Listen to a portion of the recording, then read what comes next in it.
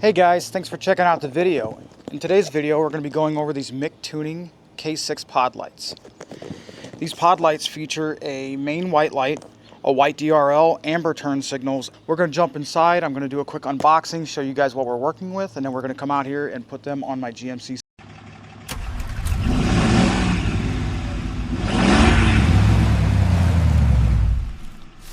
As always, the MICTUNING products come well packaged.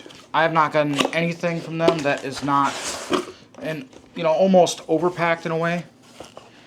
So you open it up, you've got your user manual.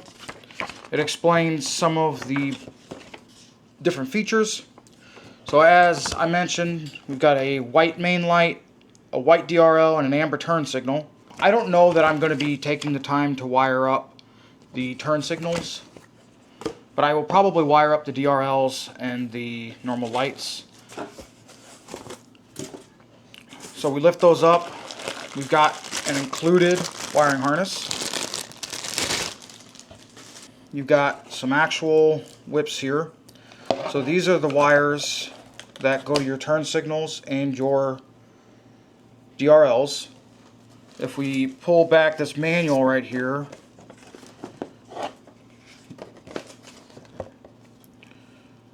so out of here, your amber turn signal is the yellow wire and your DRL is the white wire.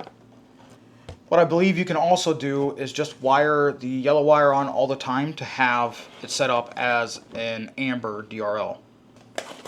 So next, we pull the light itself out. It's a decent sized little light. It's not huge, it's not tiny. Comes with a cover, which is cool. It looks nice. So these, it's got some little side shooters here. These are shooting out the sides, and these are forward facing. And then in here we've also got just a bag of typical hardware.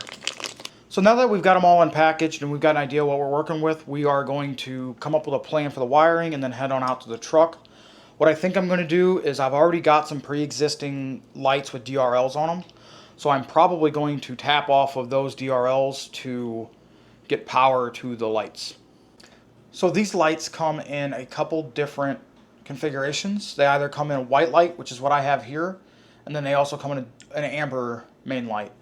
I don't have the amber main light, obviously, so I'm going to show you guys what this looks like. So what I've done is I have wired my light to this little battery here, just so that I can figure everything out before I go out there and look like a fool on the truck. So you grab your little bits of wire here, and the yellow light is for your amber turn signal or DRL, and then your white light here is for your white turn signal or DRL.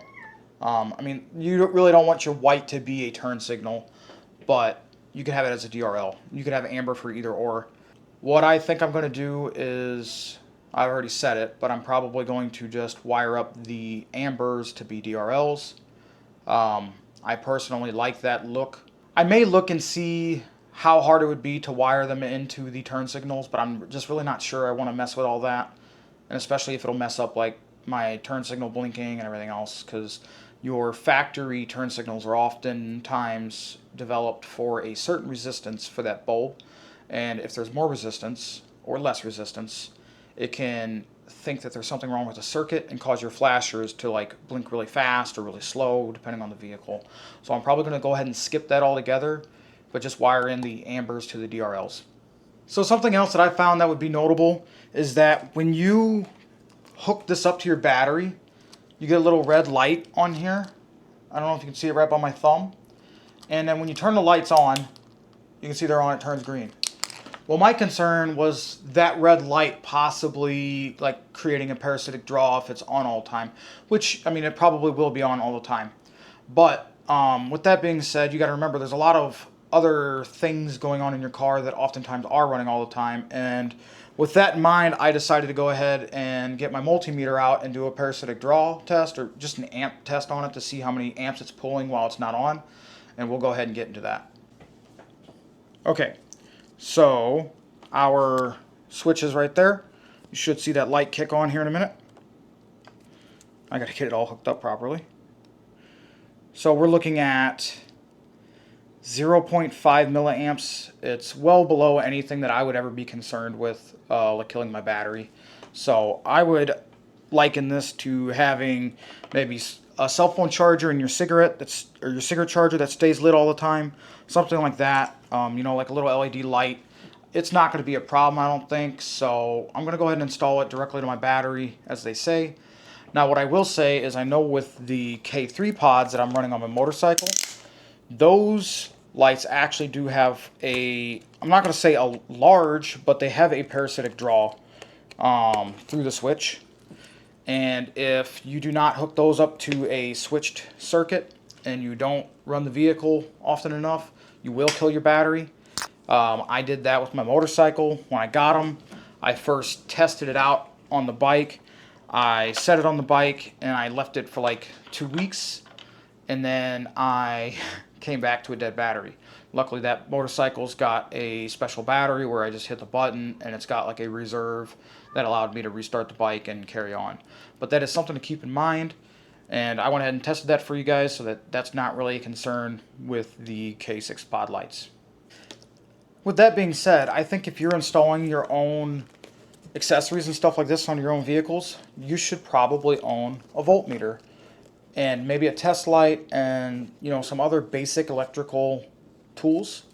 Tesman offers a pretty solid voltmeter for super cheap. I think this thing was like $25 on Amazon, and it's giving me no issues at all. It reads ohms pretty accurately. It's got a built-in amp setting. It's got a screen that can be backlit, as well as a little flashlight on the top. So it's a little feature-rich multimeter for not a whole lot of money. I think anybody who's spending the time to install accessories and anything like that should learn, one, how to even like actually understand electricity. I am a diagnostic engineer and I work with electric vehicles, so for me this is very simple stuff, but I think it would help everybody to have a base level of understanding if you're working on your own vehicle. So I highly implore you guys to go out and get tools and learn how to use them. It can definitely save you, and it can save you from fires and other things like that, or just the hassle of installing a set of lights that might have a constant on draw and kill your battery. So with that, let's go ahead and get the lights installed onto my bumper and get it all wired up, and I will show you guys what they look like in a bit. Alright, so we're going to be putting this guy right down in here. So we're going to start off by loosening these, and then we'll be able to slide this out to where we can get the bolt into the back. It's pretty convenient that it actually comes with its own Allen wrench, so you can just loosen these up a little bit. So you just slide your bolt into there, and then you'll use the included flat washer and then split washer, and then your nut will go on the bottom side. So let's go ahead and do that.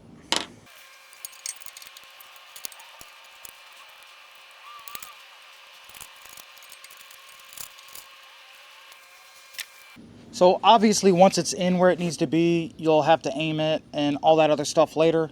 Right now I'm just going to get it in here and kind of tight, and then we'll figure out the aiming later when it's dark.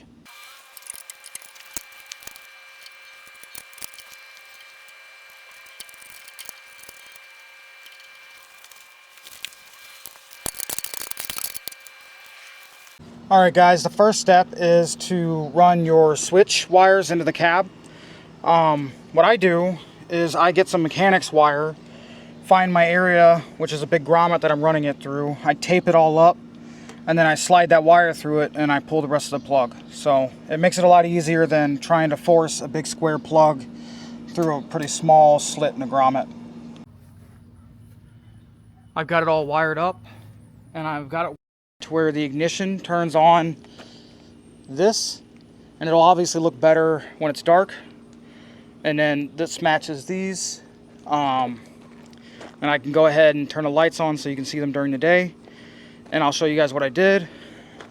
I just took the wires here and I ran that sides over to this side and then joined them, and then I ran one up forward. I connected it to an ignition on fuse, and then we're just going to tuck all this back up under here, make it look not as terrible, and that'll be done. I ended up mounting the switch right here just so that it's easy to get to while driving, so we're going to go ahead and turn it on, and then we'll go check it out.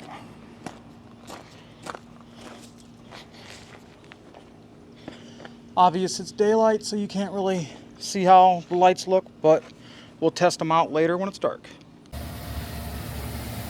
So these are the amber DRLs. They look nice. These are different lights, obviously.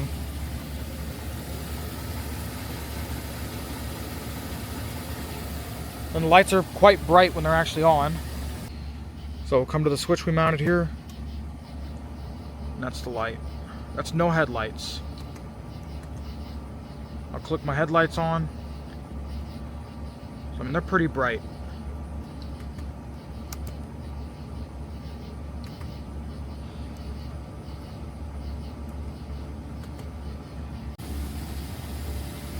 So since they've got these lights on the side, they do cast a lot of light up and off to the sides.